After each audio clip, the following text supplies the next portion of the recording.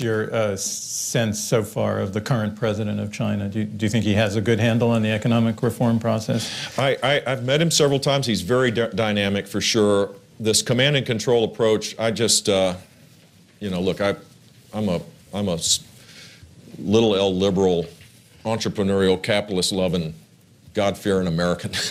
I think our system is the best system. Fix our system, and it will lead the world. The command and control approach, while China is a very well-organized economy, you can't manage something as big and as complex as a modern economy with a handful of elites.